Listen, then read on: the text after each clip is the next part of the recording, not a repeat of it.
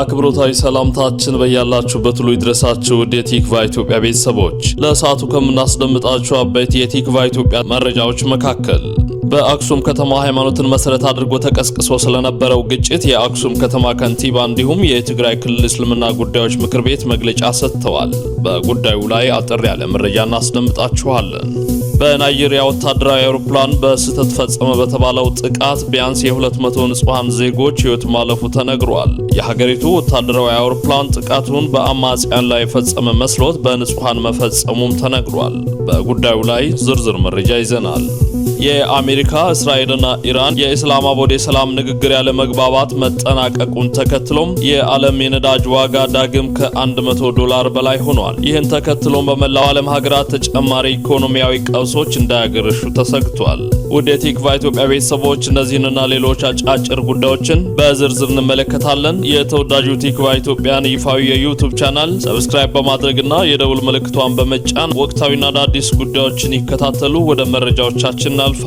በአክሱም ከተማ ሃይማኖትን መሰረት አድርጎ ተቀስቅሶ ስለነበረው ግጭት የአክሱም ከተማ ከንቲባና የትግራይ ክልል እስልምና ጉዳዮች ምክር ቤት መግለጫ ሰጥተዋል። የአክሱም ከተማ ከንቲባ ትኩ ኃይሉ አርብ ሚያዝያ 2 2018 በከተማዋ ስለተከሰተው ግጭት በማህበራዊ የትስስር ገጻቸው ባሰፈሩት መልእክት በሃይማኖት ሽፋን ድብቅ አጀንዳ የሚያራምዱ ያሏቸው አካላት ሙከራ ሳይሳካ መቅረቱን ገልጸዋል። ከንቲባው እንዳሉትም ሚያዝያ 2 2018 ዓ.ም በአክሱም ከተማም የተከሰተው ሃይማኖትን ሽፋን ያደረገ ሌላ ይዘት ያለው ግጭት በተናበበና በተደራጀ የህዝብና የጸጥታ አካላት እንቅስቃሴ በሰላም ተፈቷልም ብለዋል። ሁኔታው እንዳይባባስ በመስራት ላይ የሚገኙ የማህበረሰብ አንቂዎችን ያመሰገኑት ከንቲባው የተዛባ መረጃ በማሰራጨት ክስተቱም እንዲባባስ የሚቀሰቅሱ አካላት ከአፍራሽ ድርጊታቸው እንዲቆጠቡም አሳስበዋል። ጥንታዊዋና የአንድነት የሰላም ተምሳሌት የሆነችው የአክሱም ከተማ በአሁኑ ሰዓት በአስተማማኝና ፍጹም ሰላም ላይ ትገኛለችም ነው ያሉት ከንቲባው። በሌላ በኩል የትግራይ እስልምና ጉዳዮች ምክር ቤት ሚያዝያ 3 2018 ዓ.ም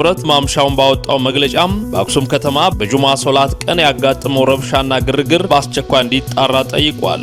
በሶላት ሰዓት በተፈጠረው ረብሻና ግርግር በጸጥታ ኃይል የታገዘ አዛን በአስገዳጅ የማቆም ተግባር ተፈጽሟል ያለው ምክር ቤቱም መስገጃ ቦታ ላይ በመዝለቅ ቅዱስ ቁርአንን እስከ መቅደድ የደረሰ ያልተቀደሰ ተግባር ተፈጽሟል ሲልም ድርጊቱን አውግዞታል። ምክር ቤቱ ሶላት ለመስገድ የተሰበሰቡ አማኞችን ማሰር ልክ እንዳልሆነ በመጥቀስ ታሳሪዎች በአስቸኳይ እንዲፈቱም ጠይቋል። በጁማ ቀን ለሶላት የወጡ አማኞች ድምጽ ማጉያ እንዳይጠቀሙ ከመከልከልም ባለፈ በጸጥታ አካላት የታገዘ የመቀማትና የማሰር ተግባር መፈጸሙ እንዳሳዘነው ምክር ቤቱ ገልጿል። መንግስት ህገወጥ ተግባር በፈጸሙ የጸጥታ አካላትና ተባባሪዎቻቸው ላይ አስተማሪ የእርምት እርምጃ እንዲወስድም ምክር ቤቱ አሳስቧል። ዘገባው የቲክቫ ኢትዮጵያ መቀሌ ቤተሰብ ነው። የኢትዮጵያ አየር መንገድ የመጀመሪያ በረራ ያደረገበትን 80ኛ ዓመት ምክንያት በማድረግ ተቋሙን በዓለም አቀፍ ደረጃ ግንባር ቀደም ተወዳዳሪ ለማድረግ ያለመ ራዕይ 2045 የተሰኘ አዲስ ስትራቴጂካዊ ዕቅድ ይፋ አድርጓል። አየር መንገዱ መጋቢት 30 1938 ዓ.ም እንደ አውሮፓውያኑ አቆጣጠር በ1946 በዲሲ-3 አውሮፕላን ወደ ካይሮ ያደረገው የመጀመሪያ በረራ በማሰብ ባዘጋጀው መርሃ ግብር ላይ እንደተገለጸው ተቋሙ ባለፉት 8 አስርት ዓመታት የተለያዩ ተግዳሮቶችን አልፎ በአሁኑ ወቅት በአፍሪካ ግዙፉ የአየር መንገድ ለመሆን መብቃቱም ተገልጿል። የአየር መንገዱ ግሩፕ ዋና ስራ አስፈጻሚ አቶ መስፍን ጣሰው ተቋሙ ራዕይ 2035 የተሰኘ መርሃ ግብሩን ወደ ራዕይ 2045 በማሸጋገር የረጅም ጊዜ ግቦችን አስቀምጧልም ብለዋል።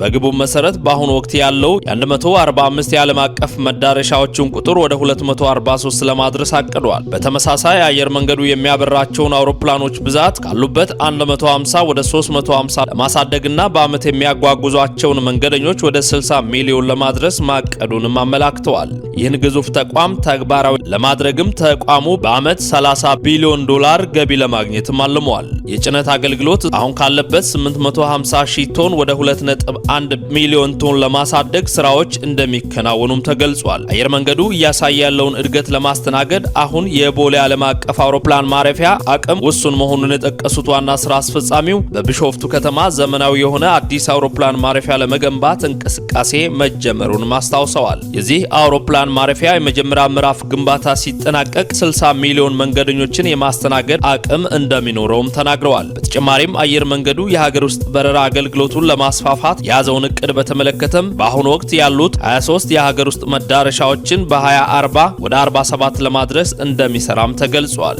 ተቋሙ በአሁኑ ወቅት ከ28000 በላይ ሰራተኞች ያሉት ሲሆን በቀጣዩም የአቪዬሽን ዩኒቨርሲቲውን በማጠናከርና የሰው ኃይል ልማት ላይ ትኩረት በማድረግ ብቁ አመራሮችና ባለሙያዎችን ማፍራት ስራ ይቀጥላልም ብለዋል። የኢትዮጵያ አየር መንገድ 80ኛው ዓመት በዓል አከባበርም በሚቀጥሉት 6 ሳምንታት በተለያዩ ዝግጅቶች እንደሚቀጥልም ተነግሯል።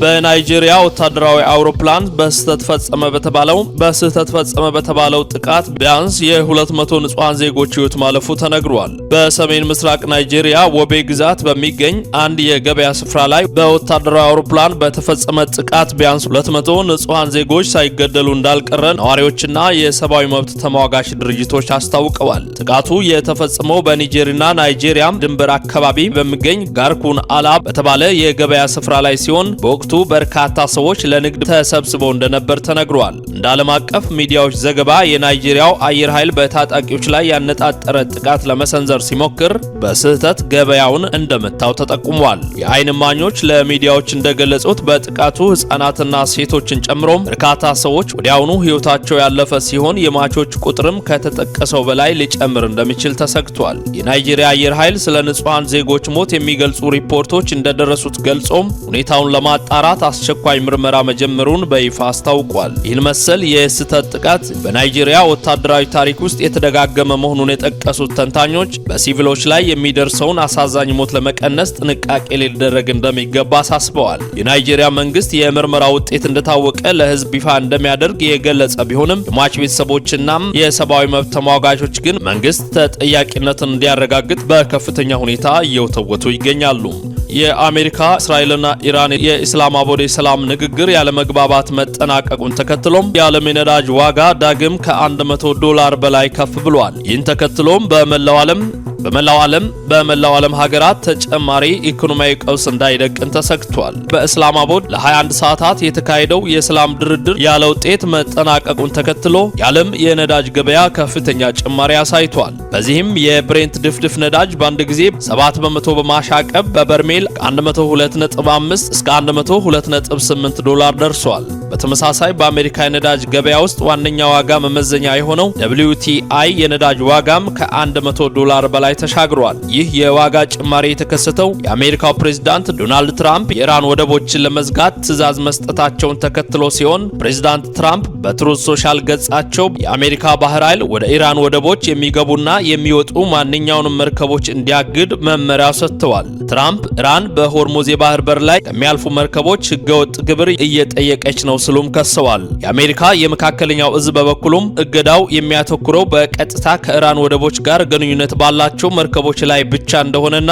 ይህ እገዳ ዛሬ ሰኞ በፈረንጆቹ ሚያዝያ 13 ቀን ጀምሮ ተግባራዊ መሆን እንደሚጀምርም ገልጸዋል። ይህ የፕሬዝዳንቱ እርምጃ ኢራን የኑክሌር ፕሮግራሟን ሙሉ በሙሉ እንድትተወው የቀረበላትን ጥያቄ ባለመቀበሏ የተወሰደ ከፍተኛ ጫና ስልት እንደሆነም ይገመታል። የኢራን አብዮታዊ ኃይል ጥበቃ በበኩሉ የአሜሪካ ወታደራዊ መርከቦች ወደ ሆርሙዝ መቃረብን እንደ ተኩስ አቁም ስምምነቱ ጥሰት እንደሚቆጥረውና ጠንካራና ፈጣኝ ምላሽ እንደሚሰጥ አስጠንቅቋል። ይህ ወታደራዊ መካረር በነዳጅ ገበያ ላይ ብቻ ሳይሆን በዓለም አቀፉም የአክሲዮን ገበያ ላይ ከፍተኛ ጫና ፈጥሯል። እንደ ትራንስፖርትና ማኑፋክቸሪንግ ያሉ በነዳጅ ዋጋ ላይ ጥገኝነት ያላቸው ዘርፎች በከፍተኛ ሁኔታ ተጎድተዋል። ሁኔታው ካልተቀየረ የነዳጅ ዋጋ እስከ $110 ሊያልፍ እንደሚችል ስጋቶች ያሉ ሲሆን ይህም እንደ ኢትዮጵያ ባሉ ሀገራት ላይ የነዳጅ የምግብና የዋጋ ንረት ላይ ቀጥተኛ ጫና እንደሚኖረው ይጠበቃል። ውድ የቲክቫ ኢትዮጵያ ቤተሰቦች ለሰዓቱ ያሰናዳንላችሁ አጫጭር መረጃዎቻችን ይህንን ይመስሉ ነበር። የተወዳጁ ቲክቫ ኢትዮጵያ ይፋዊ የዩቲዩብ ቻናልን ሰብስክራይብ በማድረግ ቤተሰብ ይሁኑ። ሰናይ ቆይታ